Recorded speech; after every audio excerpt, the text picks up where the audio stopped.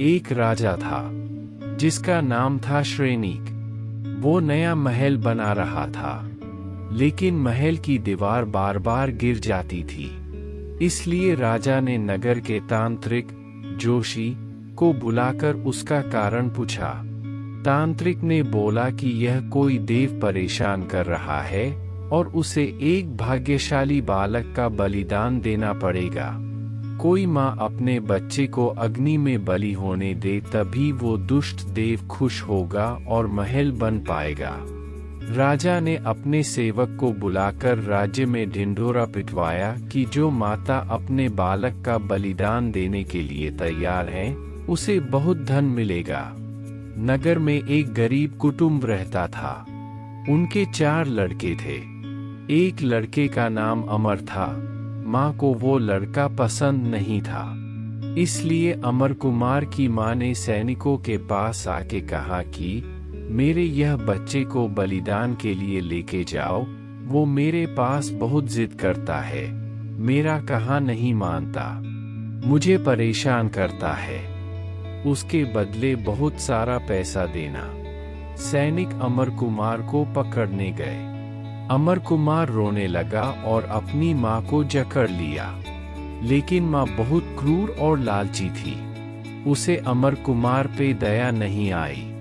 माँ ने सैनिकों को कहा कि इसे खींच के ले जाओ। सैनिकों ने अमर कुमार को उसकी माँ से अलग खींचने की कोशिश की, तब अमर कुमार दूसरे लोगों के पास बचाने के लिए गिड़गिड़ा रहा था। लोगों को दया आ रही थी, लेकिन माँ खुद ही पैसों के लिए अपने बच्चे को बेच रही थी, तो लोग क्या करें। सैनिक अमर को घसीट के राजा के पास लेके आ गए। अंत समय पे अमर कुमार ने राजा श्रेनिक को जीवनदान देने की अर्जी की, लेकिन राजा को दया नहीं आई। उसे तो महल बनाना था। राजा ने सैनिकों को कहा कि इसे ले जाओ और अग्नि में डाल दो। अब अमर कुमार ने सोचा कि नवकार मंत्र के सिवा कोई भी उसका जीव बचा नहीं सकता। अमर कुमार पाठशाला शिविर में जाता था। वहां उसे नवकार के महिमा और चमत्कार के बारे में बताया था। उस वजह से उसे नवकार पे बहुत श्रद्धा थी। जब सेवक अमर कुमार को अग्नि के पास ले गए, तब अमर कुमार बहुत भाव से नवकार मंत्र का उच्चारण करने लगा। अपने सारे दुख को भूल गया और एकाकार होके नवकार गिनने लगा।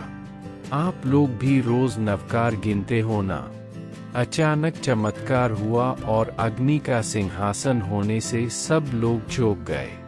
अमर कुमार अभी भी भाव से नवकार गिन रहा था। राजा को चमत्कार के बारे में पता चला और उन्हें अपनी भूल समझ में आ गई। श्रेनिक राजा ने अमर कुमार के चरणों में पड़कर अपने भूल की माफी मांगी और कहा कि आप पवित्र बालक हो। अमर कुमार से प्रेरणा लेकर राजा ने महल की दीवारों पर नवकार मंत्र लिखवा दिया और फिर कभी कोई भी विघ्न नहीं आया और राजा का महल पूरा बन गया। पूरे नगर में नवकार मंत्र, अमर कुमार और जैन धर्म का जय जयकार हो गया। बोध रोज 108 नवकार भाव से गिनने चाहिए।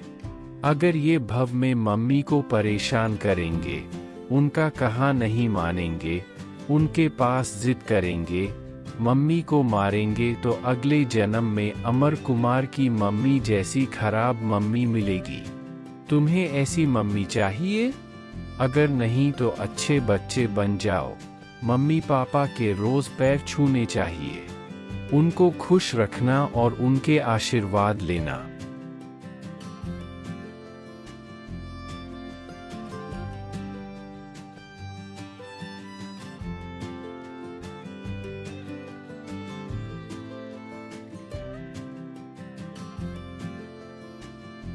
लर्न एंड टर्न का संपूर्ण सिलेबस या कोर्स चाहिए तो हमारी वेबसाइट पर विजिट करें और सिलेबस नाम के सेक्शन पर जाएं।